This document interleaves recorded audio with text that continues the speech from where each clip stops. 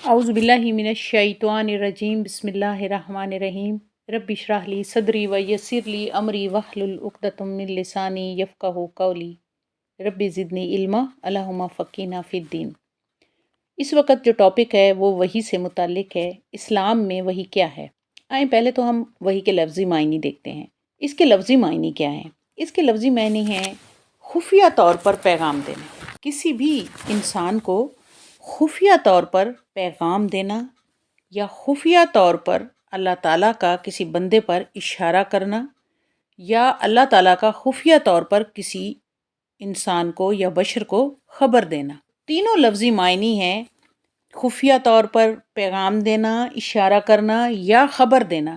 کسی بھی چیز سے متعلق آگاہی دینا، لیکن کس طریقے سے دینا کسی کو پتہ نہ چلے، خفیہ طور پر، چپکے چپکے۔ تو یہ جو چپکے خفیہ طور پر اللہ تعالیٰ اپنے کسی بشر کو یا بندے کو کوئی اطلاع باہم پہنچاتے ہیں یا کوئی پیغام دیتے ہیں یا کوئی اشارہ کرتے ہیں یا کوئی خبر دیتے ہیں، اسے وحی کہتے ہیں۔ اور یہ جو وحی ہے یہ ہے ہی خفیہ، اعلانیہ بالکل نہیں ہے۔ اگر اللہ تعالیٰ اعلانیہ وحی کرتے تو وہ وحی کے معنوں سے ہی نکل جاتی، بلکہ وحی کا لفظ جو ہے وہ مخصوص ہے خفیہ سے، یعنی کوئی بھی پیغام، کوئی بھی اشارہ، کوئی بھی خبر خفیہ طور پر کسی بشر تک پہنچانا۔ اب یہ لفظی معنی ہے اس کے، لیکن شریعت کی اصطلاح میں اس کے معنی کیا ہیں؟ وہی اللہ تعالیٰ کی طرف سے انبیاء کرام پر نازل ہونے والے کلام کو کہتے ہیں، یعنی اللہ تعالیٰ کا وہ کلام، اللہ تعالیٰ کی وہ بات، اللہ تعالیٰ کا وہ بیان، یعنی انبیاء اور رسولوں تک پہنچایا جاتا ہے۔ اس کلام کو شریعت کی اصطلاح میں وحی کہتے ہیں۔ اور یہ کس طریقے سے پہنچایا جاتا ہے؟ یہ چپکے پہنچایا جاتا ہے، انتہائی رازداری سے، خفیہ طریقے سے۔ وحی صرف اور صرف انبیاء اور رسولوں سے منسوب ہوتی ہے، کسی عام انسان کے لیے وحی کا تصور نہیں ہے۔ یہ صرف اور صرف اللہ تعالیٰ کے چنے ہوئے انبیاء اور رسول، ان سے منسوب ہے، اور یہ وحی انہی تک آتی ہے۔ حضرت شعبی رحمۃ اللہ علیہ فرماتے ہیں کہ پہلے یہ وحی جو تھی حضرت اسرافیل علیہ السلام کے ذریعے آتی تھی، لیکن بعد میں یہ 3 سال تک حضرت اسرافیل علیہ السلام وحی لانے پر مامور رہے، لیکن اس کے بعد یہ کام اللہ سبحانہ وتعالیٰ نے حضرت جبرائیل علیہ السلام کے سپرد کر دیا، اور حضرت جبرائیل علیہ السلام اللہ تعالیٰ کے انبیاء اور رسولوں پر وحی لاتے، اور اسی طرح حضرت جبرائیل علیہ السلام نے پورا قرآن کریم بذریعہ وحی آپ صلی اللہ علیہ وسلم تک پہنچایا۔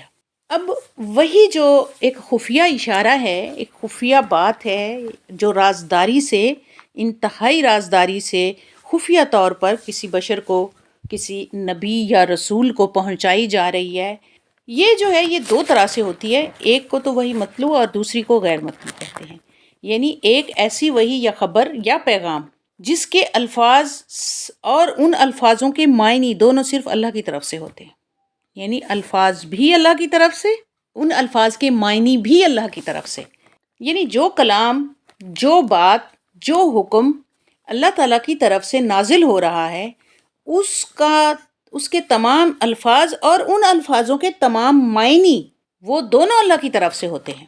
اور جو غیر مطلوع ہے، یہ ایسی خبر ہے جو اللہ تعالیٰ اپنے انبیاء کے دل مبارک پر مضامین کی شکل میں اتارتے ہیں، یعنی ایک تو پیغام الفاظوں کی صورت میں ہے، اور باقی جو مضامین کی صورت میں اترتی ہے تو وہ مضامین اور ان کے معنی بھی اللہ تعالیٰ کی طرف سے ہوتے ہیں۔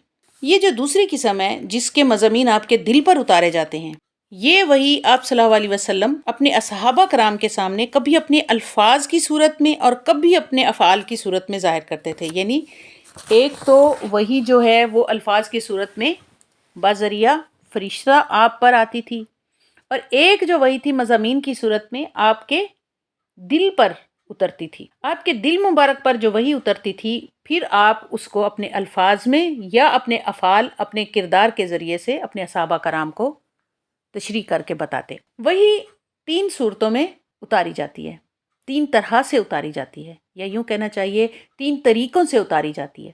وہ کون کون سے طریقے ہیں؟ ایک طریقہ تو ہے کہ ڈائریکٹ انبیاء یا رسول اللہ تعالیٰ سے ہم کلام ہوتے ہیں، اور وہ جو کلام اللہ تعالیٰ اپنے رسولوں سے فرماتے ہیں تو وہ ہے ڈائریکٹ کلام۔ پھر ایک صورت یہ ہے فرشتہ اس کو لاتا ہے۔ تیسری صورت اس کی یہ ہے کہ دل پر اتاری جاتی ہے، چاہے وہ خواب میں ہو یا وہ بیداری کی صورت میں ہو۔ جو وحی آپ کے دل پر اتاری جاتی ہے، یعنی 3 طریقوں سے وحی اتاری جاتی ہے، یہ خفیہ پیغام جو اللہ تعالیٰ اپنے رسول یا نبی تک پہنچاتا ہے۔ پہلی صورت اس کی یہ ہے کہ وہ ڈائریکٹ دل پر اتاری جاتی ہے، یہ براہ راست اللہ تعالیٰ ڈالتے ہیں اپنے نبی یا رسول کے دل پر، اور یہ بیداری کی صورت میں بھی ہوتی ہے، یعنی جاگتے چلتے پھرتے، اور دوسری جو ہے وہ نیند کی حالت میں، خواب میں، جیسا کہ حضرت ابراہیم علیہ السلام کو خواب میں حضرت اسماعیل علیہ السلام کو ذبح کرنے کا حکم آیا۔ پھر دوسری صورت اس کی یہ ہے کہ اللہ تعالیٰ ڈائریکٹ اپنے نبی یا اپنے رسول سے ہم کلام ہوتے ہیں فرشتوں کے واسطے کے بغیر، جیسا کہ حضرت موسیٰ علیہ السلام کوہ طور پر اللہ تعالیٰ سے، اللہ سبحانہ و تعالیٰ سے ہم کلام ہوئے، اور اسی طرح آپ نبی صلی اللہ علیہ وآلہ وسلم کا شب معراج میں اللہ تعالیٰ سے ہم کلام ہونا۔ پھر وحی کی جو تیسری قسم ہے وہ ہے فرشتوں کے ذریعے وحی کا آنا۔ اب فرشتے کس کس صورت میں وحی کو لاتے ہیں؟ بعض دفعہ یہ فرشتے جو ہیں یہ انسان کی شکل میں حاضر ہوتے ہیں، جیسا کہ ایک جانی پہچانی شکل میں یا کسی اجنبی کی شکل میں۔ جب فرشتے وحی لاتے ہیں تو 3 صورتوں میں یہ آ سکتے ہیں، کبھی تو یہ اپنی اصلی شکل میں آتے ہیں، اور کبھی کسی جان پہچان والے آدمی کی شکل میں، یا بعض دفعہ کسی اجنبی کی شکل میں۔ ان تینوں صورتوں میں فرشتے وحی لے کر آتے ہیں، جیسا کہ حضرت جبرائیل علیہ السلام ایک دفعہ آپ صلی اللہ علیہ وآلہ وسلم کے پاس آپ کی مجلس میں ایک دیہاتی بدو کی شکل میں دین سیکھنے کے لیے حاضر ہوئے تھے۔ حضرت جبرائیل علیہ السلام اپنی اصل شکل میں بھی حاضر ہوئے کہ ان کے 600 بازو یا پر ہیں، اور ان میں یاقوت اور موتی جڑے ہوئے ہیں، اور بعض دفعہ فرشتہ نظر نہیں آتا اور صرف اس کی آواز سنائی دیتی ہے، اور یہ آواز باقی دنیا کی تمام آوازوں سے مختلف ہوتی ہے، جیسا کہ حضرت زکریا علیہ السلام جب نماز میں تھے اپنی محراب میں، اور ان کو حضرت یحییٰ علیہ السلام کی پیدائش کی خوشخبری دی گئی تھی، تو یہ وحی جو تھی یہ آواز کے ذریعے تھی۔ میرا خیال ہے آپ کو وحی سمجھ آ گئی ہوگی، کیونکہ وحی بہت امپورٹنٹ ہے دین اسلام میں، اس کا تصور، اس کی حقیقت انتہائی امپورٹنٹ ہے۔ میں ایک دفعہ پھر مختصر سا رپیٹ کر دیتی ہوں تاکہ آپ کو یہ بات اچھی طرح سے سمجھ آ جائے۔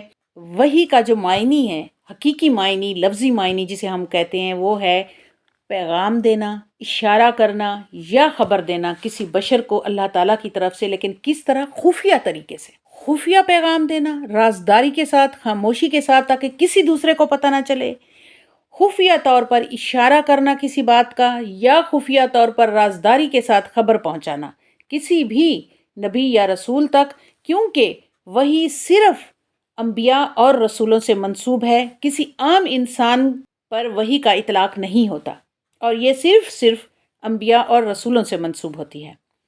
اور کس صورت میں آتی ہے؟ الفاظ اور ان کے معنی کی صورت میں، مضامین اور ان کے معنی کی صورت میں۔ اگر الفاظ کی صورت میں آتی ہے تو اس کے الفاظ اور معنی اللہ تعالیٰ ہی کی طرف سے ہوتے ہیں، یعنی الف لام میم، اسی طرح صاد، اسی طرح ہا میم۔ مضمون کی شکل میں آپ کے دل پر اتاری جاتی ہے تو اس وقت اس کے مضامین اور اس کے معنی بھی اللہ تعالیٰ کی طرف سے ہوتے ہیں، یعنی یہ ٹوٹل ہوتی ہی اللہ تعالیٰ کی طرف سے ہے۔ پھر یہ جو دوسری صورت ہے، جب یہ آپ کے دل پر اتاری جاتی ہے تو پھر آپ اپنی زبان سے یا اپنے افعال کے ذریعے، اعمال کے ذریعے سے، دونوں طریقوں سے اپنے صحابہ کرام کو اس کی اطلاع دیتے۔ اور یہ 3 طریقوں سے وحی جو ہے وہ انبیاء یا رسولوں پر کی جاتی رہی ہے۔ پہلا طریقہ کون سا تھا؟ ڈائریکٹ خطاب، یعنی اللہ تعالیٰ کا اپنے انبیاء یا رسولوں سے ڈائریکٹ ہم کلام ہونا، اور اس طرح سے ڈائریکٹ اپنا کلام انبیاء تک پہنچانا، جیسا کہ حضرت موسیٰ علیہ السلام سے اللہ تعالیٰ ہم کلام ہوئے کوہ طور پر، اور جس طرح آپ نبی کریم صلی اللہ علیہ وآلہ وسلم سے شب معراج میں ہم کلام ہوئے۔ دوسری طریقہ وحی جو ہے وہ ڈائریکٹ فرشتوں کے ذریعے ہے، اور یہ فرشتے کس طرح سے وحی لاتے ہیں؟ یہ کامن سی بات ہے، آپ کو ہمیں علم ہونا چاہیے کہ جب کوئی کسی کے پاس پیغام، آج کل تو یہ بات سمجھنا بہت ہی آسان ہے. جب ہم ڈائریکٹ کسی سے بات کر رہے ہیں یا تو ہم آمنے سامنے بیٹھ کے کر رہے ہیں یا فون پہ کر رہے ہیں، لیکن جب ہم کوئی پیغام کسی دوسرے ذریعے سے پہنچائیں گے، کسی انسان کے ذریعے سے، تو اس کی مختلف صورتیں ہو سکتی ہیں. اسی طرح جب اللہ تعالیٰ فرشتوں کے ذریعے پیغام بھیجتے ہیں، خفیہ پیغام، خفیہ اشارہ یا خبر دیتے ہیں، تو وہ فرشتے کس طرح پہنچاتے ہیں اپنے رسولوں تک یا انبیاء تک؟ یا تو وہ اپنی شکل میں، جیسا کہ حضرت جبرائیل علیہ السلام، ان کے 6 پر ہیں اور آپ اپنی شکل میں آپ صلی اللہ علیہ وسلم کے پاس تشریف لائے، یا پھر کسی جانی پہچانی شخصیت کی شکل میں یا کسی اجنبی کی شکل میں، یا صرف فرشتے کی آواز ہی سنائی دیتی ہے، اس کی شکل نظر نہیں آتی، اور یہ جو آواز ہے یہ دنیا کی باقی آوازوں سے بالکل مختلف ہوتی ہے. اور تیسرا طریقہ ہے کہ ڈائریکٹ آپ کے دل پہ القاء ہوتی ہے، یعنی آپ کے دل میں وہ بات ڈال دی جاتی ہے. اچھا، وہ ڈالی جاتی ہے تو کس طرح سے؟ یا تو چلتے پھرتے، جاگتے ہوئے، روٹین لائف میں، یا پھر خواب میں، جیسا کہ حضرت ابراہیم علیہ السلام کو حضرت اسماعیل علیہ السلام کے ذبح کرنے کا حکم خواب میں دیا گیا. یہ ہے وحی اور وحی سے متعلق معلومات.